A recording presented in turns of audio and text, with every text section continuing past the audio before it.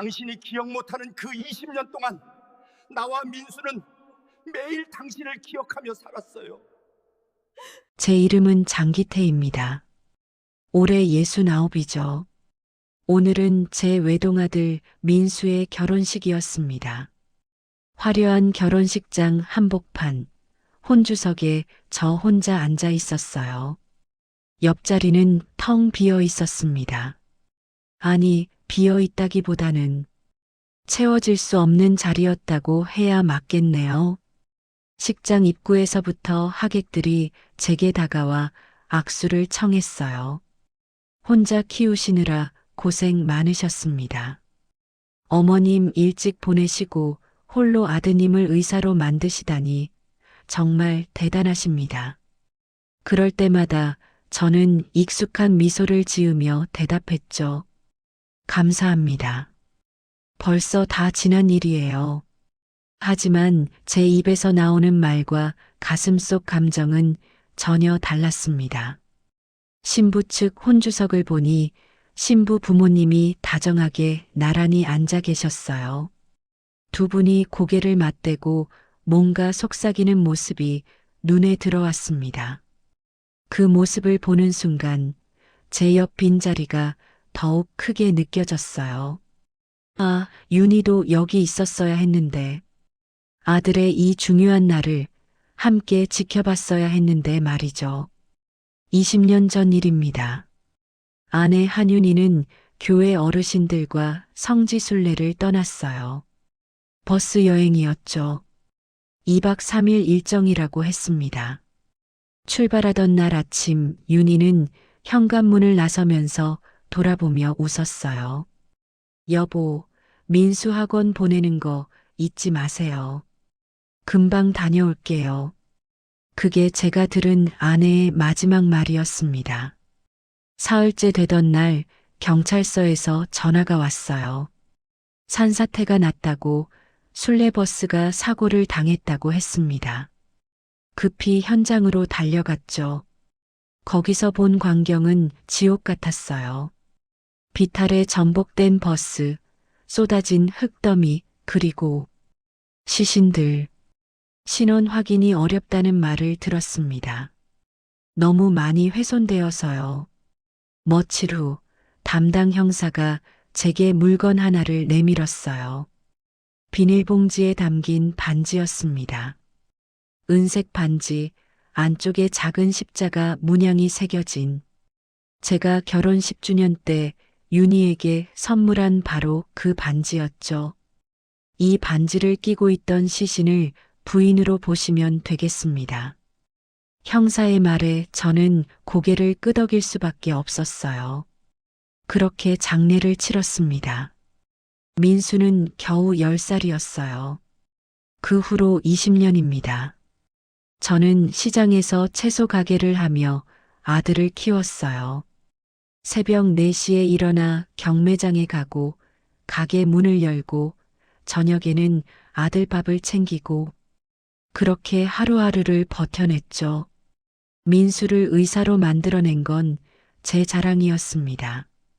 하지만 오늘 이 자리에 윤희가 없다는 사실만큼은 도저히 익숙해지지 않았어요. 주례 선생님이 말씀하셨습니다. 신랑 신부의 부모님께 큰절 올리겠습니다. 민수와 새색 씨가 제 앞에 무릎을 꿇었어요. 절을 받는 순간 저는 옆자리를 또 한 번 쳐다봤습니다. 만약 윤희가 여기 있었다면 지금쯤 손수건을 꺼내 눈물을 닦고 있었겠죠. 우리 아들이 이렇게 컸네 하면서요. 가슴 한편이 무너져 내리는 것 같았습니다. 하지만 저는 미소를 지었어요. 아들 앞에서 울 수는 없었으니까요. 식이 끝나고 민수가 제게 다가왔습니다. 아버지, 오늘 수고 많으셨어요.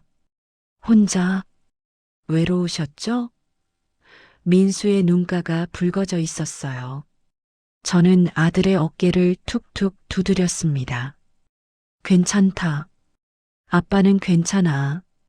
내가 행복하면 그걸로 충분해. 그렇게 말했지만 집으로 돌아오는 차 안에서 저는 혼자 중얼거렸습니다. 윤희야, 우리 아들 장가 잘 갔어. 너도 봤으면 좋았을 텐데. 결혼식이 끝나고 며칠 후였습니다. 민수가 저를 찾아왔어요. 아버지, 제가 다니는 병원에서 집 앞 요양원에 무료 진료 봉사를 나가거든요. 같이 가시면 어떨까요? 집에만 계시지 마시고요. 솔직히 내키지 않았습니다. 요양원이라니 죽음을 기다리는 곳 같아서요. 하지만 아들이 걱정하는 눈빛으로 바라보길래 거절할 수가 없었죠. 이틀 뒤 민수와 함께 요양원에 갔습니다. 복도에는 소독약 냄새와 따뜻한 국 냄새가 섞여 있었어요. 여기저기서 어르신들이 휠체어에 앉아 계셨고 요양보호사들이 분주하게 움직이고 있었습니다. 민수는 진료실로 들어갔고 저는 복도 의자에 앉아 기다렸어요. 그때였습니다. 한 요양보호사가 복도 끝에서 걸어오고 있었어요. 하얀 유니폼을 입고 손에는 귤 한 봉지를 들고 있었죠. 평범한 모습이었습니다.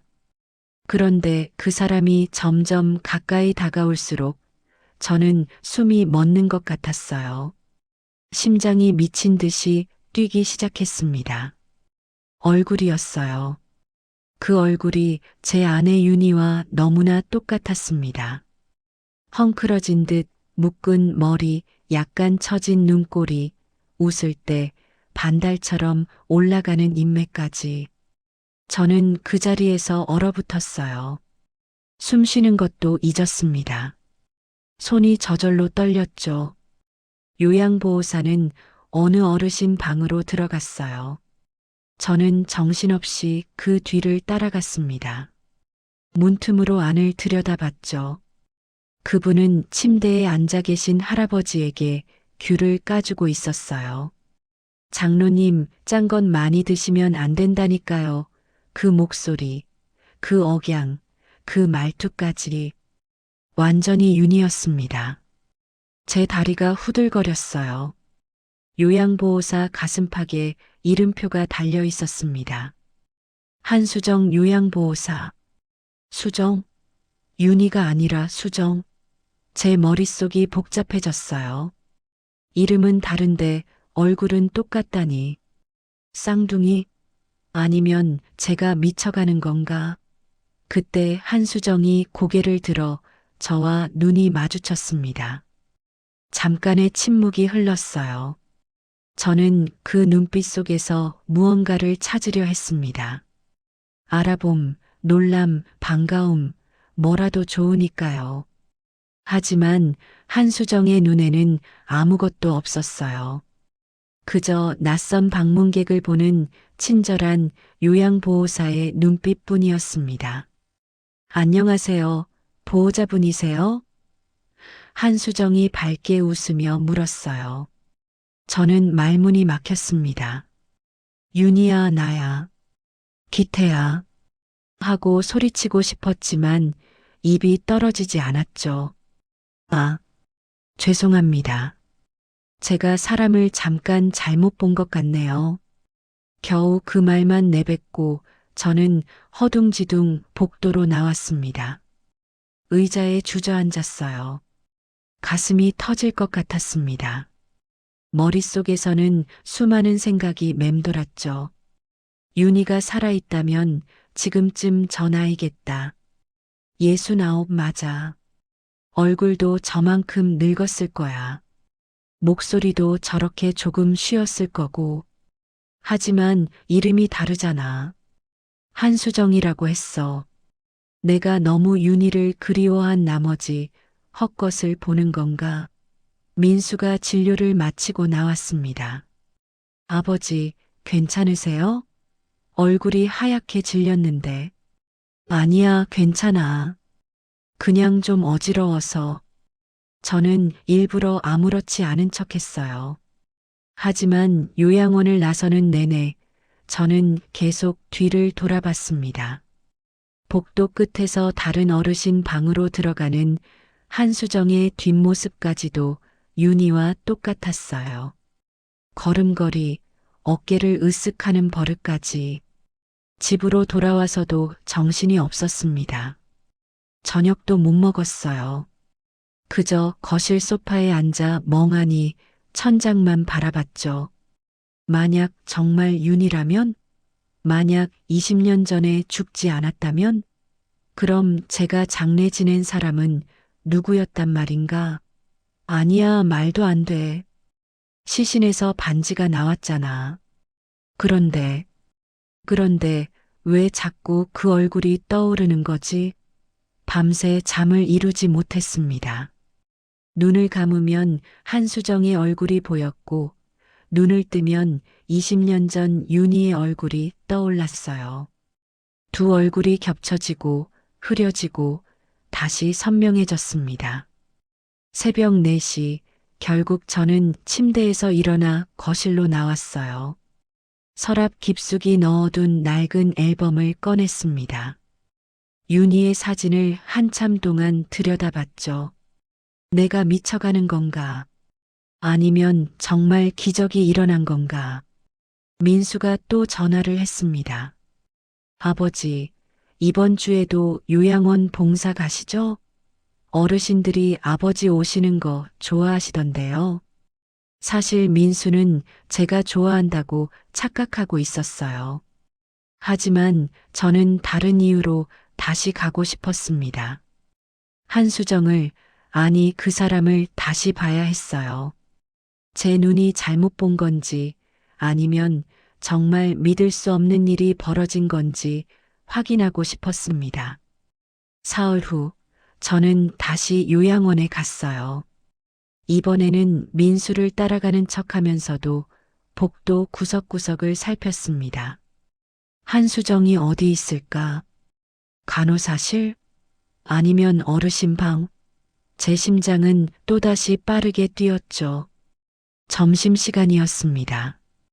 요양원 식당에서 어르신들이 식사를 하고 계셨어요. 저는 자원봉사자로서 식사 보조를 도왔습니다. 그때 한수정이 들어왔어요.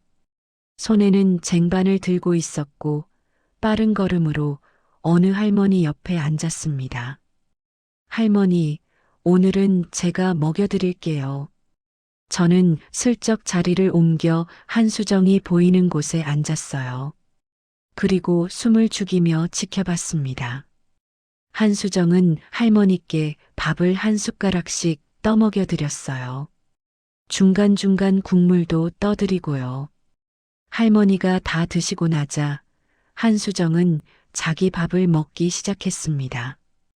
그 순간이었어요. 한수정이 반찬 접시에서 콩나물만 골라 먹기 시작했습니다.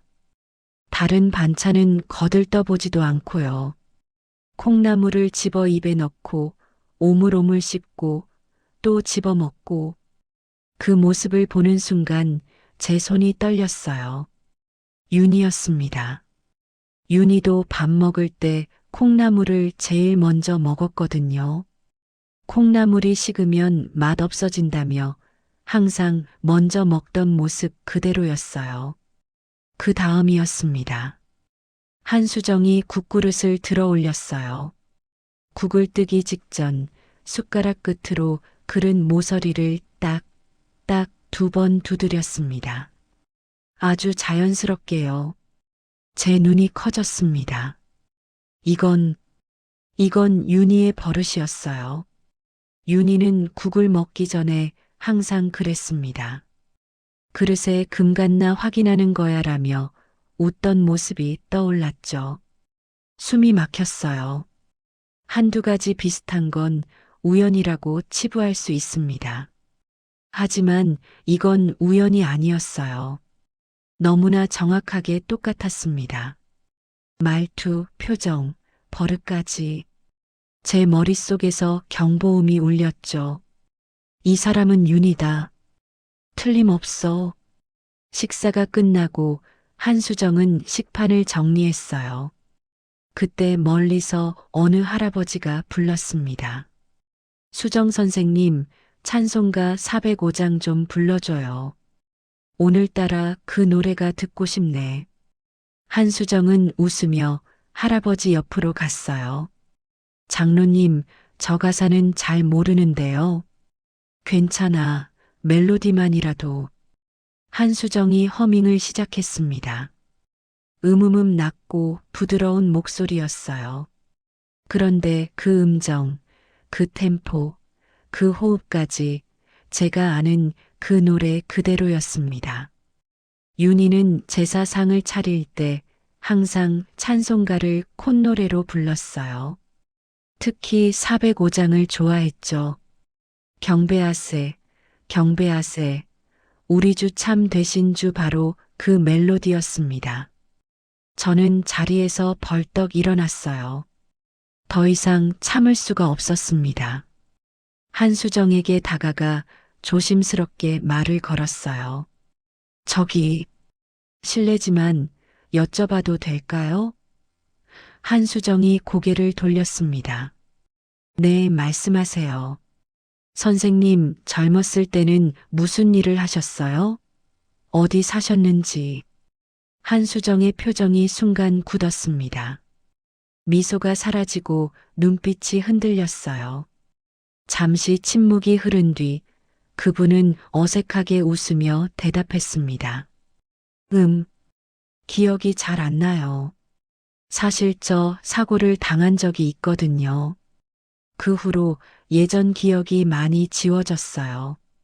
병원 기록에도 20년 전 이전 기록이 아예 없대요. 제 등골이 서늘해졌습니다. 사고, 20년 전, 기록 없음. 이 세 단어가 제 머릿속에서 큰 종을 울렸어요. 20년 전 윤희가 사고를 당한 바로 그 시기. 그리고 기록이 없다는 건 신원을 확인할 수 없었다는 뜻 아닙니까? 사고는 어떤 사고였나요?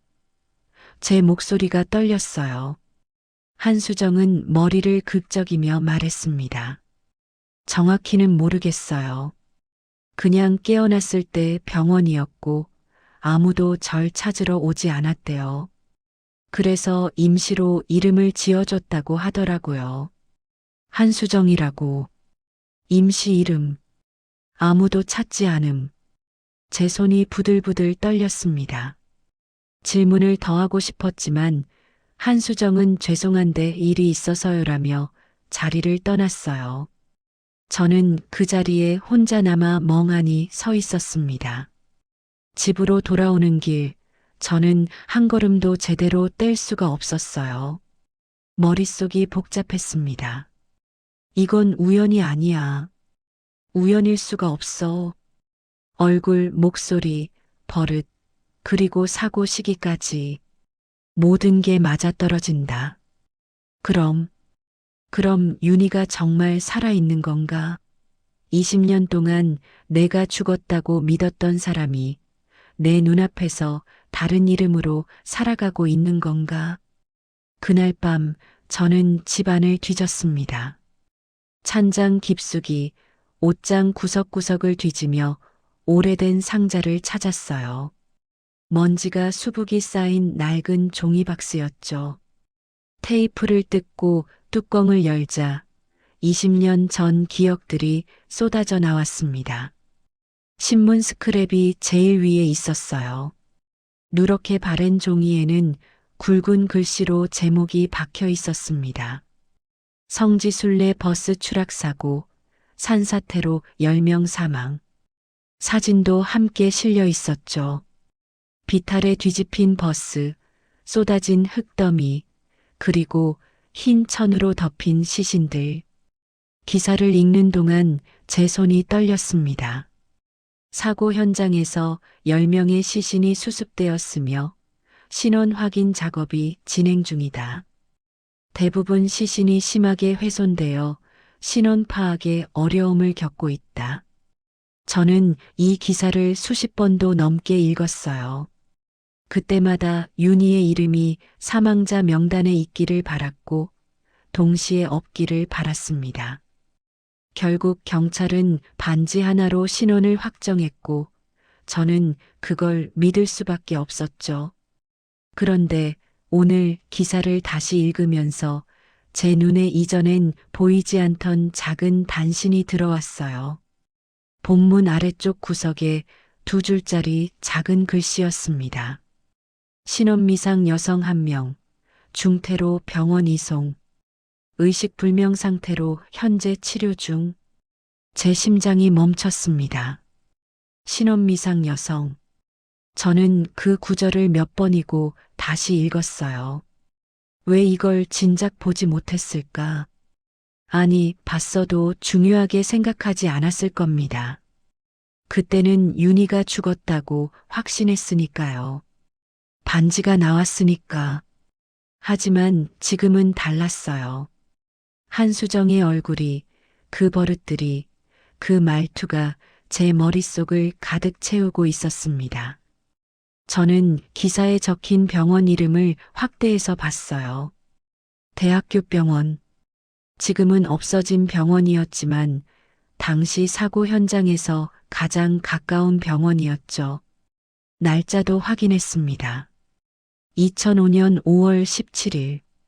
윤희가 사고를 당한 바로 그날이었어요. 잠을 잘 수가 없었습니다. 뒤척이고 뒤척이다가 결국 새벽에 일어났어요. 해가 뜨자마자 저는 그 병원으로 향했습니다. 지금은 다른 이름으로 바뀌었지만 건물은 그대로 남아 있었죠. 원무과로 찾아가 조심스럽게 물었습니다. 20년 전 기록을 찾아볼 수 있을까요? 2005년 5월 산사태 사고 환자들 기록이요. 직원은 의아한 표정을 지었지만 제 간절한 눈빛을 보고는 고개를 끄덕였어요. 잠시만 기다려주세요. 한참을 기다렸습니다. 시계 초침이 가는 소리가 너무 크게 들렸어요. 땀이 손바닥에 맺혔고 목이 바짝 말랐습니다. 그때 직원이 낡은 파일을 들고 나왔어요. 2005년 5월 17일 신원미상 환자 입원 기록입니다. 파일을 펼쳤습니다. 거기에는 희미한 글씨로 기록이 적혀 있었어요. 환자명 신원미상 가명 한수정. 나이 추정 40대 후반. 진단명 두부외상, 기억상실증. 특이사항 사고 현장에서 구조되었으나 신분증 없음. 보호자 연락 불가. 수술 후 의식 회복했으나 자신의 이름, 주소, 가족 등 일체 기억하지 못함. 제 손이 파들파들 떨렸어요. 한수정. 가명이었습니다. 임시로 지어준 이름이었어요. 나이도 맞았습니다. 윤희는 그때 49이었으니까. 두부외상, 기억상실. 모든 퍼즐이 맞춰지기 시작했습니다. 그 환자는 지금 어디 있습니까? 제 목소리가 떨렸어요. 직원은 기록을 더 넘기며 말했습니다. 퇴원 후 근처 수녀원으로 이송되었다고 나와 있네요. 가족을 찾지 못해서 사회복지 차원에서 수녀원이 돌봐주기로 했대요. 수녀원. 저는 그 주소를 받아 적었어요. 하지만 거기 전화를 걸어봤더니 이미 몇 년 전에 문을 닫았다고 했습니다. 막막했어요. 그때 직원이 덧붙였습니다. 혹시 요양보호사 자격증 기록을 찾아보시는 건 어떨까요? 수녀원에서 나온 분들 중 일부가 그쪽 일을 하거든요. 저는 보건소로 달려갔어요. 그리고 한수정이라는 이름으로 발급된 요양보호사 자격증을 찾았습니다. 발급 날짜는 2008년. 사고 3년 후였어요. 그리고 현재 근무지가 적혀 있었습니다. 바로 제가 다녀온 그 요양원이었죠. 모든 게 맞아떨어졌습니다. 한수정은 윤희였어요. 사고로 기억을 잃고 새로운 이름으로 20년을 살아온 제 아내였습니다. 그동안 저는 윤희가 죽었다고 믿었고 윤희는 자신이 누군지도 모른 채 살아왔던 거죠. 하지만 가장 큰 문제가 남아 있었습니다. 본인은 아무것도 기억하지 못한다는 것. 저를, 아들을, 우리가 함께 살았던 날들을 전혀 기억하지 못한다는 사실이었어요. 사흘 동안 고민했습니다. 한수정에게 뭐라고 말해야 할까? 당신은 제 아내입니다라고 갑자기 말하면 놀라서 도망갈 게 뻔했어요. 증거도 필요했죠. 하지만 무엇보다 그 사람의 마음을 건드리지 않으면서도 기억을 되살릴 방법이 필요했습니다. 결국 저는 다시 요양원을 찾아갔어요. 민수한테는 말하지 않았습니다. 아직은 확신이 서지 않았고, 만약 제가 틀렸다면 아들에게 헛된 희망을 주고 싶지 않았거든요. 요양원 복도에서 한수정을 만났어요. 선생님, 잠깐 말씀 좀 나눌 수 있을까요? 한수정은 어리둥절한 표정을 지었습니다. 무슨 일이세요? 저는 심호흡을 했어요. 실례지만 하루만 저를 믿고 같이 다녀와 주실 수 있을까요? 선생님이 꼭 봐야 할 곳들이 있습니다. 한수정은 망설였어요. 당연했죠. 처음 보는 노인이 갑자기 나를 데리고 어디 가자고 하면 누가 따라가겠습니까? 죄송하지만 저는 부탁입니다. 제가 말을 가로막았어요. 선생님의 과거를 찾아드릴 수 있을 것 같습니다. 선생님이 기억하지 못하는 그 시간들을요. 한수정의 눈빛이 흔들렸습니다. 그 말에 뭔가 마음이 움직인 것 같았어요. 마침 원장님이 지나가다 저를 보고는 한수정에게 말했습니다. 수정아, 장 선생님은 이 동네에서 오래 사신 분이야. 좋은 분이시니까 괜찮을 거야. 원장님의 말에 한수정은 고개를 끄덕였어요. 알겠습니다. 그럼 하루만요. 우리는 먼저 시장으로 갔습니다. 제가 20년 동안 운영해온 채소 가게가 있는 곳이었어요. 낡은 셔터, 비닐 천막, 물이 뚝뚝 떨어지는 수도꼭지. 모든 게 그대로였습니다. 여기가 제 가게입니다. 20년 넘게 이 자리에 있었죠. 한수정은 가게를 둘러봤어요. 처음 보는 곳이에요. 그렇게 말했지만 저는 그분의 눈빛이 무언가를 더듬고 있다는 걸 느꼈습니다. 들어가 보시겠어요? 셔터를 열고 안으로 들어갔어요. 좁은 가게 안에는 파 냄새, 무 냄새, 흙 냄새가 가득했습니다. 한수정이 안으로 조심스럽게 들어왔어요. 그리고 몇 걸음 걷다가 가게 구석에 걸린 수건을 집어들었습니다. 정확히 그 위치였어요. 예전에 윤희가 항상 수건을 걸어두던 자리. 한수정은 수건으로 손을 닦았습니다. 아무 생각 없이 무의식적으로요. 선생님, 왜 거기 수건이 있는 줄 아셨어요? 제가 물었습니다. 한수정은 깜짝 놀라며 수건을 내려다봤어요. 그냥 있을 것 같아서요. 그냥 있을 것 같았다고요? 한수정은 대답하지 못했습니다. 그때 단골 할머니 한 분이 지나가다 저를 봤어요. 장 사장님, 오늘은 일찍 오셨네요? 저는 웃으며 대답했습니다. 네, 할머니. 오늘은 일 안 하고 잠깐 들렀어요. 할머니가 한수정을 보더니 눈을 동그랗게 떴어요. 어머, 이분은 장 사장님 부인 아니에요? 얼굴이 꼭 닮으셨네. 한수정은 당황했어요. 저는 얼른 말을 받았습니다. 아니에요, 할머니. 다른 분이세요. 할머니는 고개를 갸웃하며 가셨지만 한수정은 제게 물었어요. 아까 할머니가 부인이라고 하셨는데 사모님은 어디 계세요? 돌아가셨습니다. 20년 전에요. 우리는 가게를 나왔어요. 다음 장소는 강둑이었습니다. 집에서 걸어서 15분 거리에 있는 작은 강이었죠. 봄이면 벚꽃이 만개하는 곳이었어요. 윤희와 저는 젊었을 때, 아니 나이 들어서까지도 이곳을 자주 걸었습니다. 여기는 산책로예요. 제가 아내와 자주 걷던 길이죠. 한수정은 강물을 내려다봤어요. 바람이 불어와 그분의 머리카락을 흩날렸습니다.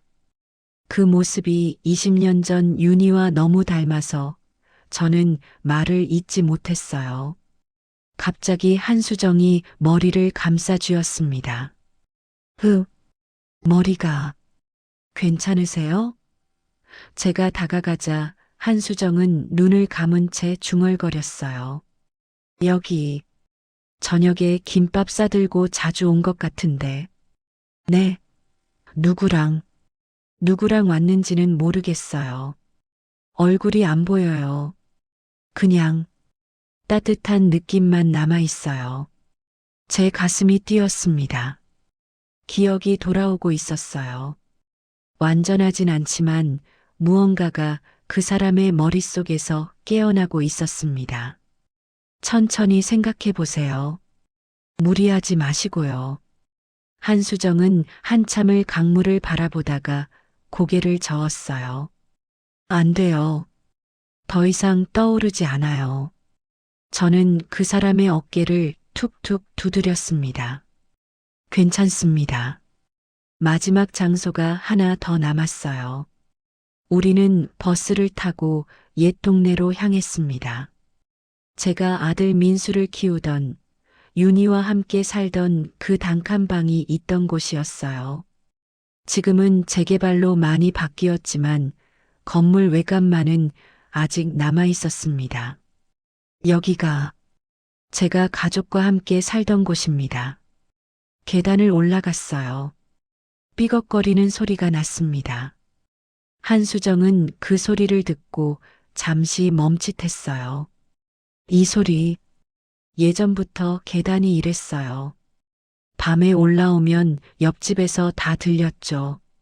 3층에 도착했습니다. 낡은 철문 앞에 섰어요.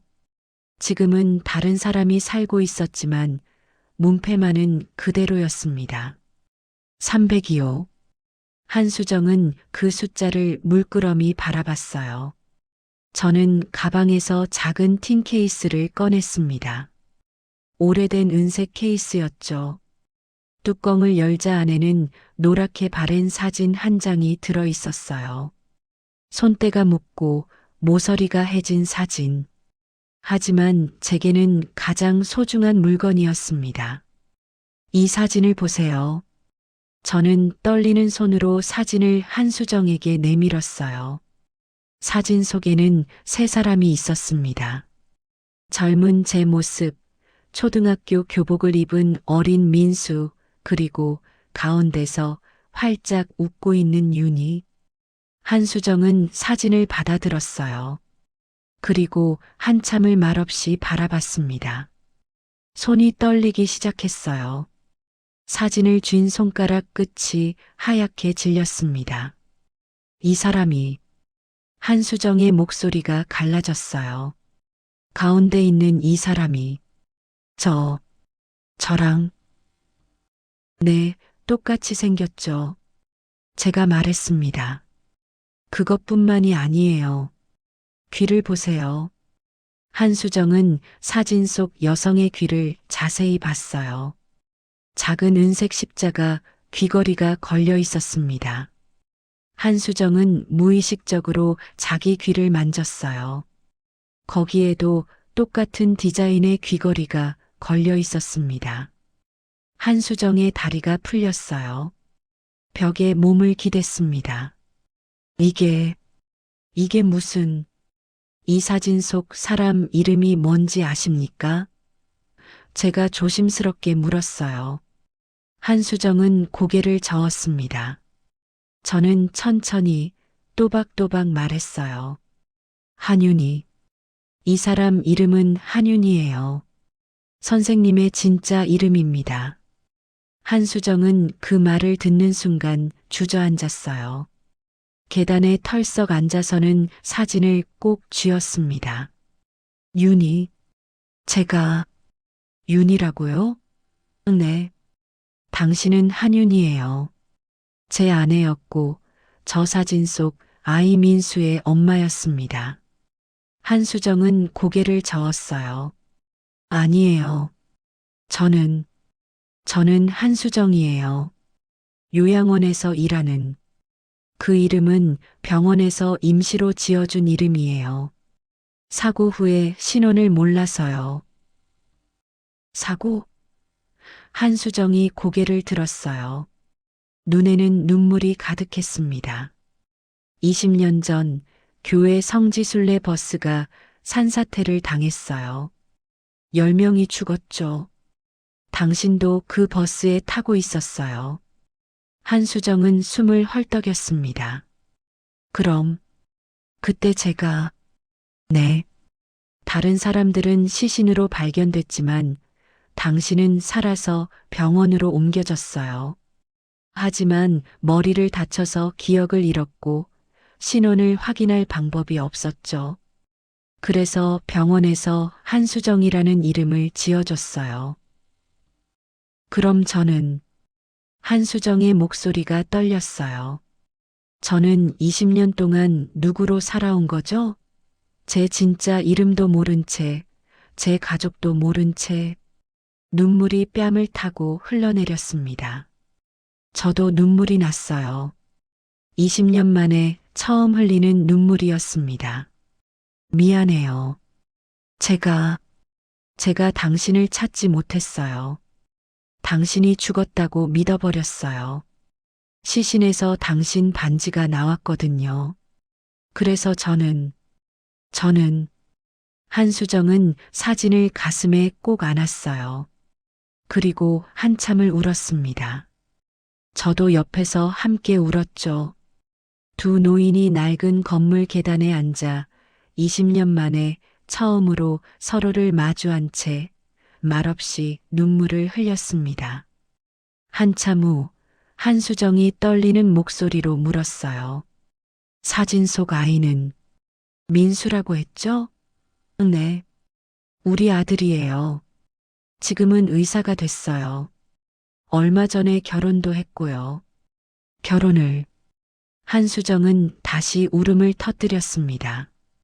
제가 없는 사이에 애가 다 컸네요. 결혼까지 했다니. 저는 한수정의 손을 잡았어요. 주름진 손이었지만 여전히 따뜻했습니다. 윤이 늦었지만 이제라도 돌아와 줄 수 있나요? 한수정은 아니 윤희는 고개를 들어 저를 바라봤어요. 그 눈빛에는 두려움과 죄책감이 가득했습니다. 저 자격이 있을까요? 20년 동안 아무것도 몰랐던 저에게 그날 밤 윤희는 요양원 기숙사 방으로 돌아갔습니다. 저는 그분을 보내며 천천히 생각하세요. 무리하지 마시고요라고 말했지만 사실 마음은 조급했어요. 20년을 기다렸는데 하루가 더 기다려지지 않았습니다. 윤희는 방에 들어가자마자 침대에 주저앉았어요. 기태가 준 사진을 꺼내 또 봤습니다. 사진 속 여자는 분명 자신과 닮았어요. 아니, 자신이었어요. 젊었을 때의 자기 모습, 처음 보는 얼굴이었지만 이상하게도 낯설지 않았습니다. 한윤희. 윤희는 그 이름을 소리내어 불러봤어요. 나는 한윤희. 목소리가 떨렸습니다. 가슴이 답답했어요. 20년 동안 한수정으로 살아왔는데 갑자기 다른 이름을 가진 사람이라니 혼란스러웠습니다. 잠들려고 눈을 감았어요. 그런데 머릿속에서 무언가가 움직이기 시작했습니다. 희미한 영상들이 떠올랐죠. 비, 쏟아지는 빗소리, 버스 안, 누군가의 목소리. 윤희야, 집에 가면 민수 안아주자. 우리 아들 보고 싶다. 누구 목소리였을까? 옆자리 할머니? 아니면 버스가 흔들렸어요. 비명소리, 유리창이 깨지는 소리, 흙이 쏟아지는 소리, 몸이 공중으로 떠올랐어요. 아니, 떨어졌어요. 머리가 무언가에 부딪혔습니다. 그리고 어둠. 윤희는 침대에서 벌떡 일어났어요. 온몸이 땀으로 젖어 있었습니다. 가슴이 두근거렸어요. 이건 꿈이 아니었습니다. 기억이었어요. 사고 순간의 기억. 다시 누웠어요. 이번엔 다른 장면이 떠올랐습니다. 하얀 천장, 형광등 불빛, 병실이었어요. 눈을 뜨니 간호사가 서 있었죠. 정신 차리셨어요? 어디가 아프세요? 말을 하려 했지만 목소리가 나오지 않았어요. 간호사가 물었습니다. 성함이 어떻게 되세요? 보호자는요?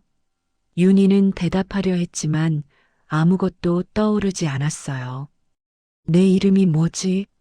나는 누구지? 어디서 왔지? 아무것도 몰랐습니다. 간호사는 걱정스러운 얼굴로 의사를 불렀어요. 의사가 와서 검사를 했습니다.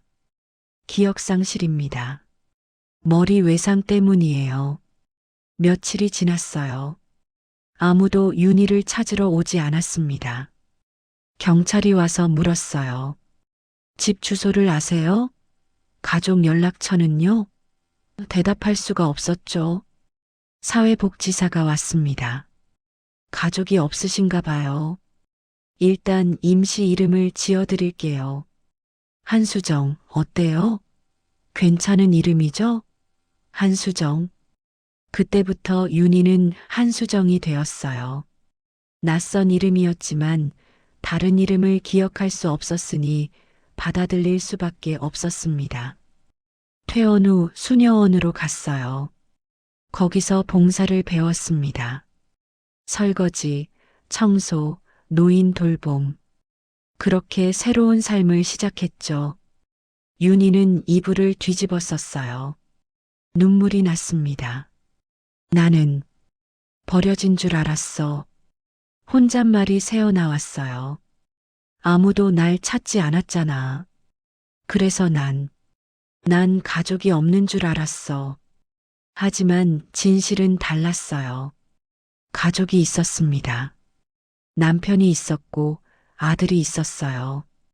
그들은 자신이 죽었다고 믿었고 장례까지 치렀던 거죠. 그럼 나 때문에 얼마나 슬펐을까. 죄책감이 밀려왔습니다. 민수는 엄마 없이 자랐어. 20년 동안 나는 다른 집 노인들 돌보면서 살았는데 정작 내 아들은. 윤희는 베개에 얼굴을 묻고 울었어요. 그동안 돌봤던 요양원 어르신들 얼굴이 떠올랐습니다. 할머니, 할아버지들을 진짜 가족처럼 아꼈어요. 그런데 내 진짜 가족은 버려졌던 거죠. 나는 무슨 자격으로 돌아가? 윤희는 혼자 중얼거렸어요. 기억도 없는 사람이 20년 동안 남편과 아들 곁에 없었던 사람이 무슨 낯짝으로 가족이라고 할 수 있어? 다음 날 아침 윤희는 원장님께 찾아갔습니다. 원장님, 휴직계 내고 싶어요. 원장님은 놀랐어요. 왜 갑자기? 무슨 일 있어? 개인적인 사정이 생겨서요. 잠시 쉬어야 할 것 같아요. 원장님은 더 묻지 않고 고개를 끄덕였습니다. 윤희는 짐을 쌌어요. 많지 않았습니다. 옷 몇 벌, 귀걸이, 그리고 기태가 준 사진. 그게 전부였죠. 어디로 가야 할까? 윤희는 한참을 고민하다가 결정했습니다. 20년 전 처음 눈을 떴던 그곳으로 가기로요. 기태는 그날 저녁 윤희에게 전화를 걸었어요. 하지만 받지 않았습니다. 다음 날도 그 다음 날도 전화를 했지만 연결되지 않았어요.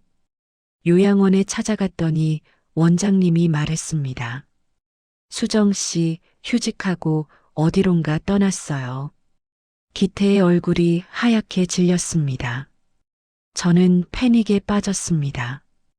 20년 만에 찾은 아내가 다시 사라졌어요. 어디로 간 걸까? 왜 도망간 걸까? 제 잘못인가? 너무 갑자기 모든 걸 털어놓아서 놀라게 한 건가? 혼자 고민하다가 결국 민수에게 전화를 걸었습니다. 민수야, 아빠가 할 말이 있다. 다음 날 민수가 집으로 왔어요. 거실에 마주 앉았죠. 저는 떨리는 목소리로 말을 시작했습니다. 민수야, 내 엄마가 살아있을지도 모른다. 민수는 처음엔 못 알아들은 표정이었어요. 네, 아버지, 무슨 말씀을. 진짜야. 요양원에서 만난 한수정 선생이 내 엄마일 수도 있어. 저는 사진을, 병원 기록을, 신문 기사를 모두 꺼내 보여줬어요. 민수는 사진을 보더니 얼굴이 창백해졌습니다. 이게 엄마라고요? 목소리가 떨렸어요. 확실해요? 정말로? 확실하진 않지만 모든 게 맞아떨어져. 얼굴, 버릇, 사고 시기까지. 민수는 한참을 말없이 사진을 들여다봤어요. 그러다 갑자기 눈물을 흘렸습니다. 아버지, 엄마가 살아계셨다면 왜 우리한테 안 오셨어요? 기억을 잃었대. 사고로 머리를 다쳐서 아무것도 기억 못한다고 했어. 그럼 지금은 어디 계세요? 그게 저는 말을 잇지 못했어요. 도망갔어. 얼마 전에 모든 걸 알려줬더니 두려워하더라고. 자기가 엄마로 돌아올 자격이 있냐면서. 민수는 고개를 떨어뜨렸어요. 한참을 침묵이 흘렀습니다. 그때 제 핸드폰이 울렸어요. 요양원 원장님이었습니다. 장 선생님, 수정이가 어디로 갔는지 알아냈어요. 어디요? 옛날에 처음 깨어났던 병원 근처 역이래요. 거기 수녀원에서 살았었거든요. 저와 민수는 급히 차를 타고 그 역으로 향했습니다. 2시간 거리였어요. 가는 내내 민수는 창밖만 바라봤습니다. 입술을 깨물고 있었죠. 민수야, 괜찮아? 아버지, 솔직히 말하면 화도 나고 원망스럽기도 해요. 20년이에요, 아버지. 20년 동안 전 엄마 없이 자랐어요. 친구들은 다 엄마가 있는데 저만 없었어요. 운동회 때도, 학예회 때도, 졸업식 때도 엄마가 없었단 말이에요. 민수의 목소리가 떨렸습니다. 근데 엄마가 살아계셨다니 어떻게 받아들여야 할지 모르겠어요. 기쁘기도 하고, 화나기도 하고, 슬프기도 하고. 민수가 울먹였어요. 저는 아들의 어깨를 잡았습니다. 아빠도 똑같아. 근데 민수야, 한 가지만 기억해. 엄마는 우리를 버린 게 아니야. 기억을 잃었던 거야. 작은 시골역에 도착했습니다. 낡은 역사 건물, 오래된 플랫폼, 그리고 역 앞 작은 수녀원이 보였어요. 우리는 역 대합실로 들어갔습니다. 텅 빈 대합실 구석 벤치에 윤희가 앉아 있었어요. 여행 가방 하나를 옆에 두고 멍하니 창밖을 바라보고 있었습니다. 저는 천천히 다가갔어요. 윤희, 그 사람이 고개를 돌렸습니다. 저를 보더니 놀란 표정을 지었어요. 어떻게? 원장님이 알려줬어요. 여기 있다고. 저는 윤희 옆에 앉았습니다. 민수는 멀찌감치 떨어져서 지켜보고 있었어요. 윤희는 고개를 숙였습니다. 저 도망가려 했어요. 알아요. 나 같은 사람이 무슨 자격으로 돌아가요. 기억도 없는데 20년 동안 가족 곁에 없었는데 윤희의 목소리가 떨렸어요. 당신 잘못이 아니잖아요. 제가 말했습니다. 당신이 떠난 게 아니에요. 우리가 못 찾아낸 거죠. 윤희는 눈물을 닦았어요. 전 정말 아무것도 기억이 안 나요. 사진을 봐도 그 집을 가봐도 강둑을 걸어도 그냥 흐릿한 느낌만 있을 뿐이에요. 남편이라는 사람도 아들이라는 사람도 낯설기만 해요. 괜찮아요. 천천히 기억해도 돼요. 하지만 기억이 안 돌아오면 어쩌죠? 평생 낯선 사람으로 사는 거예요? 윤희가 울먹였습니다. 저는 그 사람의 손을 잡았어요.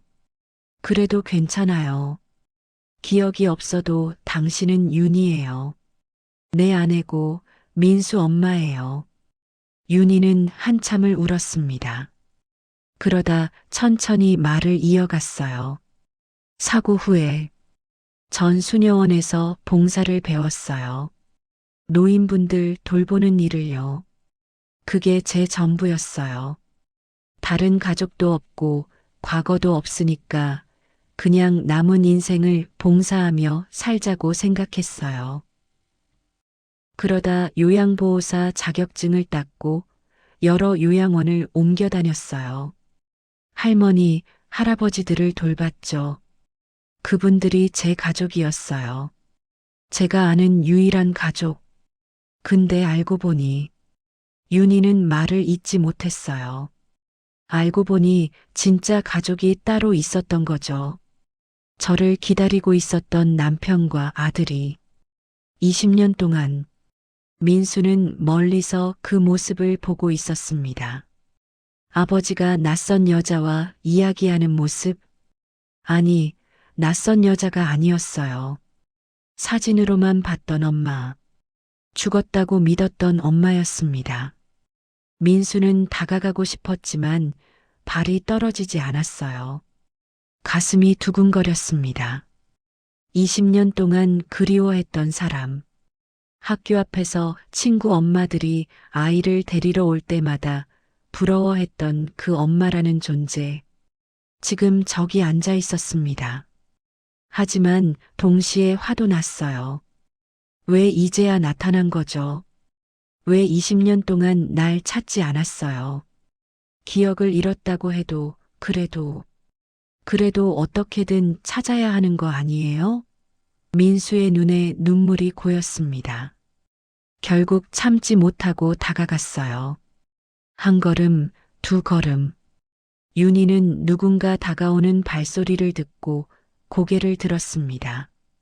그리고 민수와 눈이 마주쳤어요. 둘 다 말을 하지 못했습니다. 그냥 서로를 바라만 봤죠. 민수는 윤희의 얼굴을 자세히 살폈어요. 사진 속 젊은 얼굴과는 달랐지만 눈매는 비슷했습니다. 특히 웃을 때 눈이 반달처럼 되는 모습, 어렴풋이 기억나는 것 같았어요. 혹시 민수의 목소리가 떨렸어요. 어머니, 맞으세요? 그 말을 듣는 순간 윤희는 눈을 크게 떴습니다. 어머니, 그 단어가 가슴을 후벼 팠어요. 민수를 보니 낯설었지만 어딘가 익숙한 느낌도 들었습니다. 당신이 민수? 윤희가 떨리는 목소리로 물었어요. 네, 장민수예요. 민수는 눈물을 참으려 했지만 실패했습니다. 어머니 아들이에요. 기억 안 나시죠? 윤희는 고개를 저었어요. 미안해. 정말 미안해. 그것밖에 할 말이 없었습니다. 민수는 한참을 서 있다가 결국 무너졌어요. 윤희 앞에 무릎을 꿇고 그 사람을 끌어안았습니다. 왜 이제야 오셨어요? 왜? 민수는 윤희의 어깨에 얼굴을 묻고 울었어요. 어린아이처럼 엉엉 울었습니다. 윤희는 어찌할 바를 몰랐어요. 처음 보는 사람인데 내 아들이라고 하고 지금 내 품에서 울고 있고, 하지만 이상했어요. 낯선 사람인데도 거부감이 들지 않았습니다. 오히려 가슴이 뭉클했어요. 자연스럽게 두 팔이 움직여 민수를 안았습니다. 미안하다. 민수야. 정말 미안하다. 윤희도 함께 울었어요. 기태는 그 모습을 보며 눈물을 닦았습니다. 20년 만에 다시 만난 모자. 기억은 없지만 피는 속일 수 없었어요. 두 사람은 한참을 그렇게 안고 울었습니다. 시간이 흐르고 세 사람은 역 근처 작은 식당으로 갔어요. 허름한 곳이었지만 따뜻한 순댓국을 팔았습니다. 주문을 하고 자리에 앉았죠. 어색한 침묵이 흘렀어요. 민수가 먼저 입을 열었습니다. 어머니, 그동안 어떻게 사셨어요? 윤희는 조심스럽게 대답했어요. 요양원에서 노인분들 돌보는 일 했어. 힘들지 않으셨어요? 힘들진 않았어. 오히려 보람 있었지. 그분들이 날 필요로 해주셨으니까. 민수는 고개를 끄덕였어요. 저도 의사가 됐어요. 아버지가 혼자 저를 키우셨어요. 새벽부터 밤까지 채소 가게 하시면서요. 윤희의 눈에 또 눈물이 고였습니다. 고생 많았구나. 아빠도 너도. 솔직히 말씀드리면 민수가 숨을 깊이 들이쉬었어요. 전 어머니한테 화가 나요. 20년 동안 어디 계셨냐고, 왜 우릴 찾지 않았냐고 원망스러워요. 근데 동시에 민수의 목소리가 갈라졌습니다. 너무 보고 싶었어요. 한 번만이라도 엄마라고 불러보고 싶었어요. 윤희는 젓가락을 놓고 민수를 바라봤어요. 미안해. 내가 기억만 할 수 있었다면. 아니에요. 민수가 고개를 저었습니다. 어머니 잘못이 아니에요. 전 그냥 한 번만이라도 같이 살아보고 싶어요. 늦었지만요. 기태가 두 사람의 손을 잡았어요. 우리 다시 시작하자. 20년은 흘렀지만 앞으로 남은 시간이 더 많아. 천천히 가족이 되면 돼. 세 사람은 손을 맞잡고 고개를 끄덕였습니다. 식사를 마치고 밖으로 나왔어요. 해가 지고 있었습니다. 윤희는 가방을 들고 기태와 민수를 따라 걸었어요. 집으로 가는 거예요? 응. 우리 집으로. 기태가 웃으며 대답했습니다. 윤희는 그 말에 가슴이 뜨거워졌어요. 우리 집. 20년 만에 처음 듣는 말이었습니다. 몇 달이 흘렀습니다. 윤희는 기태의 집으로 돌아왔어요. 처음에는 모든 게 낯설었습니다. 방 구조, 부엌 위치, 창문 밖 풍경, 하나도 기억나지 않았죠. 하지만 시간이 지나면서 조금씩 익숙해졌어요. 기태는 윤희에게 천천히 과거를 들려줬습니다. 처음 만났던 날 이야기, 결혼식 날 이야기, 민수를 낳았던 날 이야기. 윤희는 그 이야기들을 들으며 마치 남의 일처럼 느꼈지만 가끔은 가슴 한켠이 따뜻해지기도 했어요. 민수도 자주 찾아왔습니다. 며느리를 데리고 와서 인사를 시키기도 했죠. 어머니, 이 사람이 제 아내 예진이에요. 며느리는 윤희에게 공손하게 인사했어요. 어머니, 처음 뵙겠습니다. 윤희는 어색하게 웃으며 손을 잡아줬습니다. 법원과 구청을 여러 번 오갔어요. 신분을 회복하는 절차였습니다. 한수정에서 한윤희로 주민등록번호도 의료보험도 모든 기록을 바꿔야 했죠. 복잡한 과정이었지만 기태가 옆에서 도와줬어요. 그런데 윤희는 한 가지를 요청했습니다. 여보, 한수정이라는 이름을 완전히 지우고 싶지는 않아요. 왜?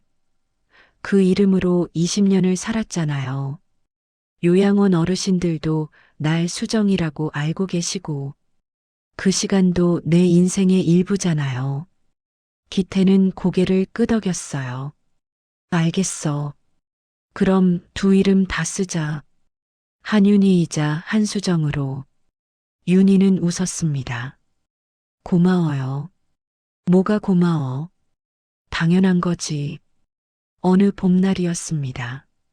벚꽃이 만개한 날이었어요. 민수가 전화를 걸어왔습니다. 아버지, 어머니, 이번 주말에 가족사진 찍으러 가요. 예진이가 임신했거든요. 손주가 곧 태어나요. 기태와 윤희는 깜짝 놀랐어요. 손주? 정말? 네. 그래서 기념으로 가족사진 찍고 싶어요. 우리 넷이, 아니 다섯이요. 뱃속 아기까지요. 민수의 목소리가 들떠 있었습니다. 주말, 네 사람은 사진관으로 갔어요. 오래된 사진관이었지만 깔끔했습니다. 사진사는 친절하게 맞아줬어요. 어서 오세요. 가족 사진이시죠? 네, 사대가 함께 찍는 사진이에요. 민수가 대답했습니다. 사진사는 배경을 세팅하고 조명을 맞췄어요. 자, 그럼 어머님은 중앙에 앉으시고 아버님은 옆에, 아드님 부부는 양옆에 서세요. 네 사람은 자리를 잡았습니다. 윤희는 가운데 의자에 앉았고 기태는 옆에 섰어요. 민수와 며느리는 뒤에 섰죠. 사진사가 카메라를 들었어요. 자, 하나, 둘, 셋. 그런데 셔터를 누르기 직전에 물었습니다. 가족분들, 사진 밑에 들어갈 문구 정하셨어요? 날짜나 특별한 말씀 같은 거요. 네 사람은 서로를 쳐다봤어요. 기태가 먼저 말했습니다. 뭐라고 쓸까? 민수가 제안했어요. 그냥 장기태 가족이라고 쓰면 되지 않을까요? 며느리도 고개를 끄덕였어요. 하지만 윤희가 조용히 말했습니다. 저는 다른 걸로 썼으면 좋겠어요. 어떤 걸로요? 윤희는 잠시 생각하더니 말했어요. 길을 잃었지만 결국 다시 집으로 돌아온 가족. 이렇게요. 모두가 조용해졌어요. 그 말을 듣는 순간 기태의 눈에 눈물이 맺혔습니다. 민수도 고개를 끄덕였죠. 좋아요. 그렇게 써요. 사진사도 감동한 표정으로 메모를 했습니다. 자, 그럼 찍겠습니다. 하나, 둘, 셋, 김치. 플래시가 터졌어요. 네 사람의 얼굴에 환한 미소가 번졌습니다. 기태는 윤희의 어깨에 손을 얹었고 윤희는 기태의 손을 가볍게 잡았어요. 민수는 아내의 배를 감싸며 웃었습니다. 사진이 인화되어 나왔어요.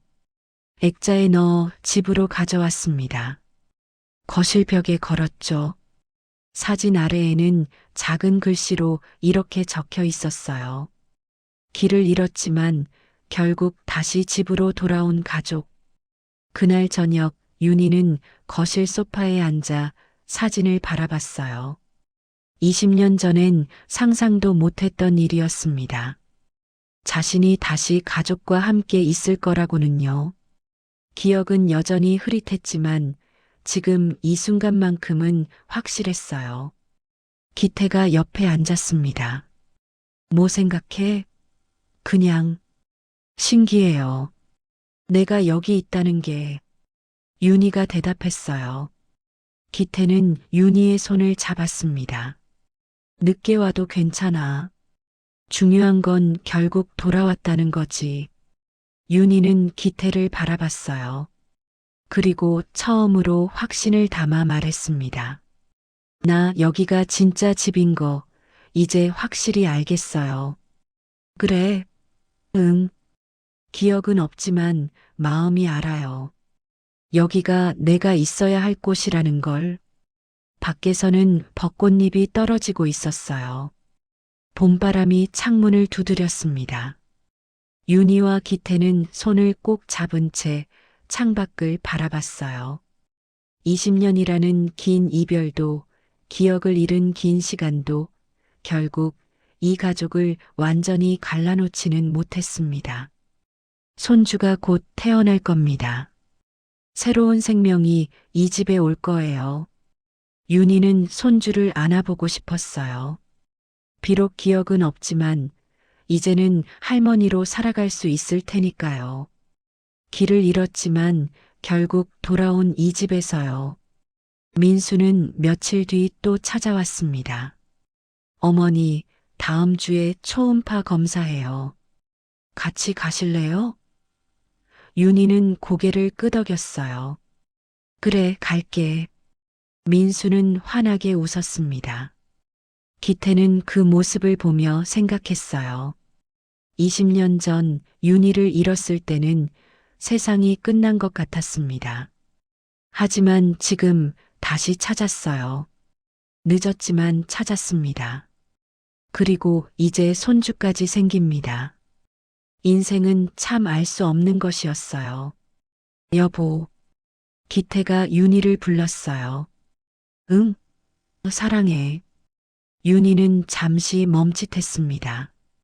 그 말이 낯설었지만 거부감은 없었어요. 오히려 따뜻했습니다. 나도 사랑해요. 비록 기억은 없지만 두 사람은 웃었어요. 창밖으로는 계속 벚꽃잎이 떨어지고 있었습니다. 분홍빛 꽃잎들이 바람에 날려 하늘을 가득 채웠어요. 마치 축하하듯이, 이 가족의 재회를 축복하듯이요.